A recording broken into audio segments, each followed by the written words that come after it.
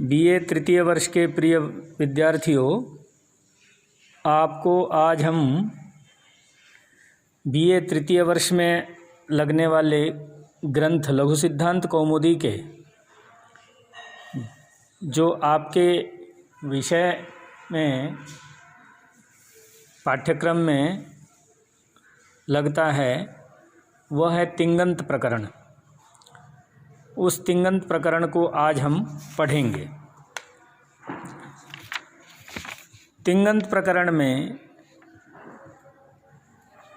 हम जो धातु पाठ है, धातु पाठ के जो धातु हैं उनके 10 लकारों में चलने वाले जो प्रत्यय हैं और धातु हैं उनको पढ़ेंगे। सबसे पहला धातु है भू। ये भुआदि गण में जो पहला गण है धातु पाठ का, उसमें से आपके पाठ्यक्रम में 2 धातुएं हैं, भू तथा एध धातु। इन दोनों धातुओं का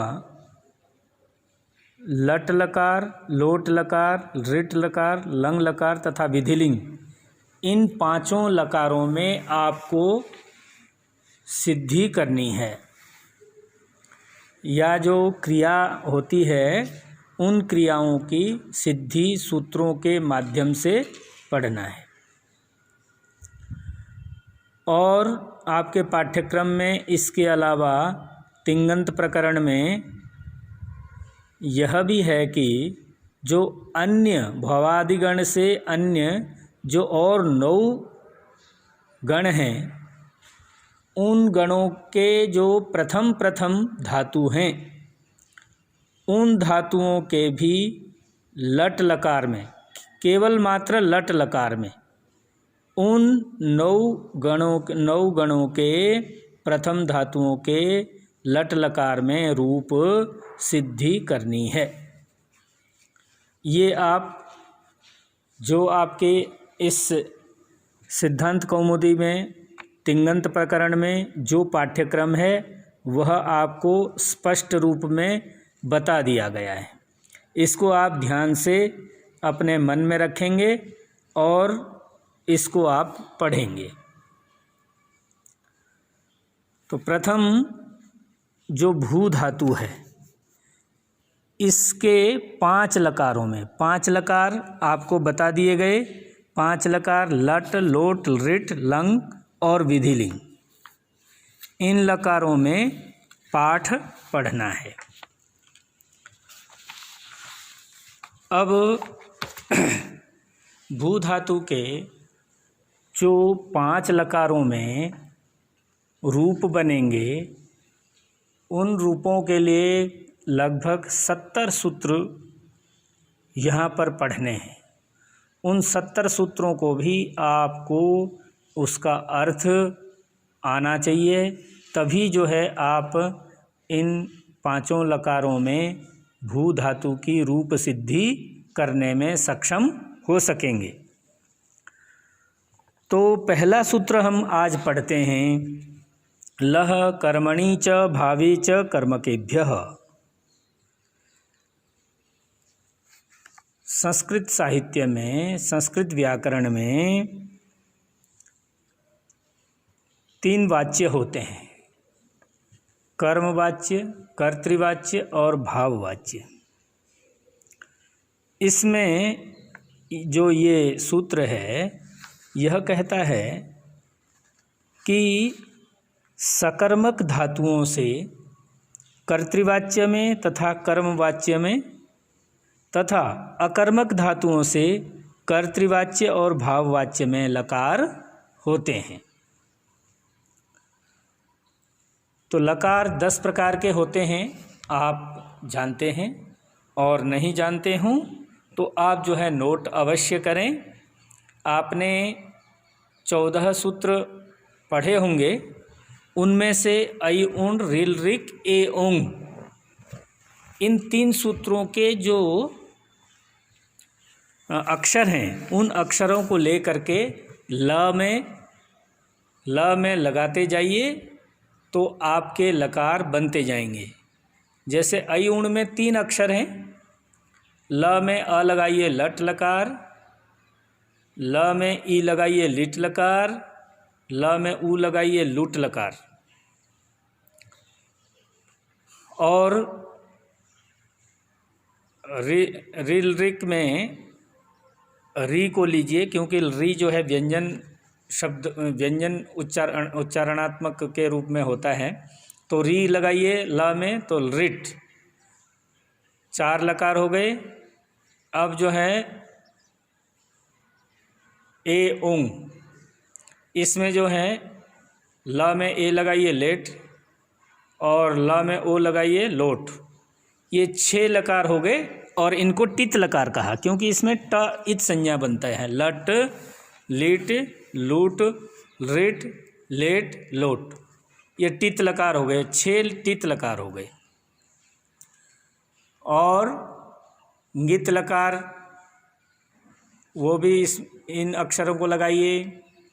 ल में अ लगाइए लंग, ल में ई लगाइए लिंग, ल में ऊ लगाइए लुंग और ल में री लगाइए रिंग, ये 4 लकार हो गए।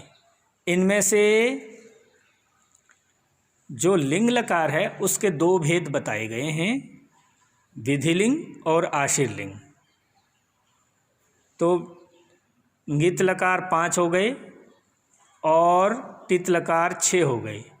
इनमें से जो लेट लकार है वो केवल मात्र वेद में प्रयोग होता है, तो अतः टित लकार भी भाषा में 5 हो गए और गित लकार भी 5 हो गए, ऐसे 10 लकार हो गए। तो इसमें आपको टित लकार में से कौन कौन लकार पढ़ने हैं? लट लकार, लोट लकार, रिट लकार। और गित लकारों में से 2 लकार पढ़ने हैं, लंग लकार और विधिलिंग लकार।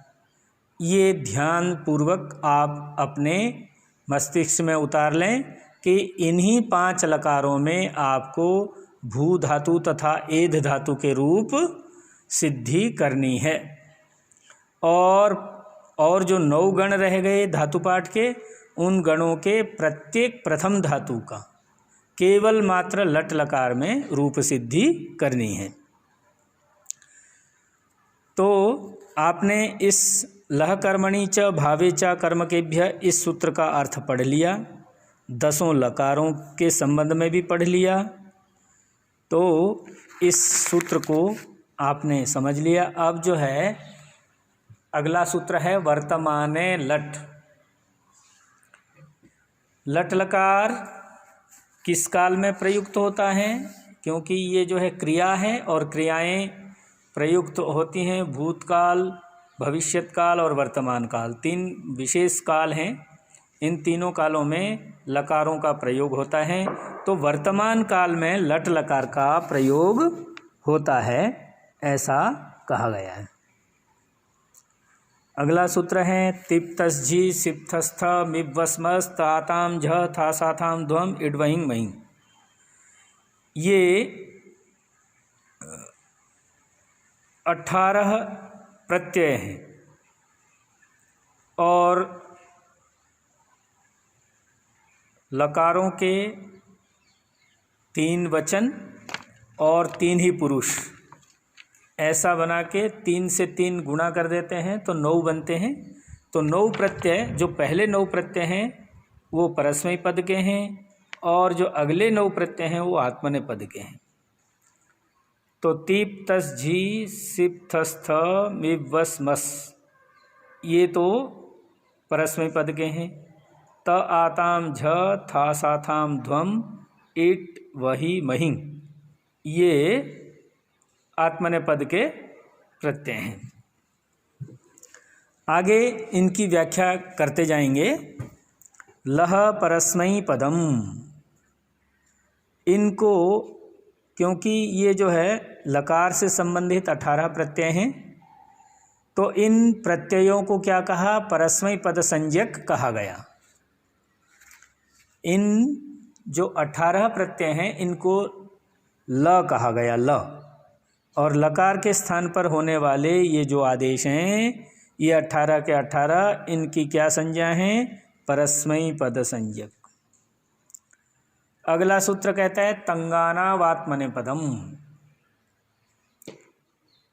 तंग इसमें जो है तिप्तस्जी सिप्तस्थ मिवस बस और त से आत्मनेपदी शुरू होता है, तो त से लेकर के महिंग के ग तक ये भी 9 प्रत्यय हैं।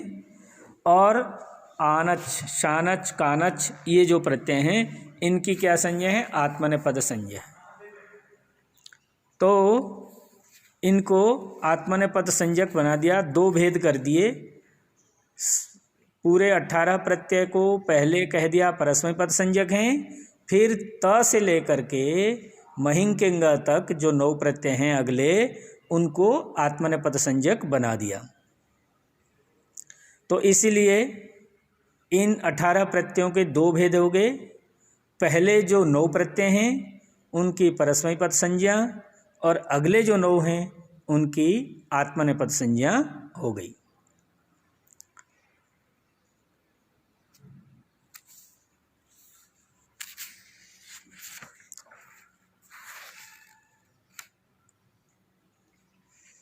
अच्छा, अब पढ़ते हैं तिंगस् त्रीणि त्रीणि प्रथम मध्यम उत्तमाः। वो जो तिंग हैं तिप्तस झी आदि जो 18 प्रत्यय हैं उन प्रत्ययों में 3 प्रत्ययों को जब हम लेंगे तो उनकी प्रथम पुरुष, मध्यम पुरुष और उत्तम पुरुष संज्ञा बन जाती है। पहले 3 लेंगे, तिप्तस झी प्रथम पुरुष, सिप्तस्थ मध्यम पुरुष और मिप वस मस उत्तम पुरुष।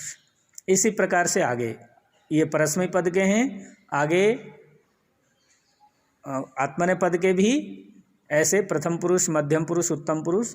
त आताम झ प्रथम पुरुष, था साथाम ध्वम मध्यम पुरुष और इट वही मही उत्तम पुरुष। ये आत्मनेपद के परस्मै पद के हो गए। 3 जो समूह हैं उन समूहों का प्रथम पुरुष, मध्यम पुरुष और उत्तम पुरुष बना दिए गए।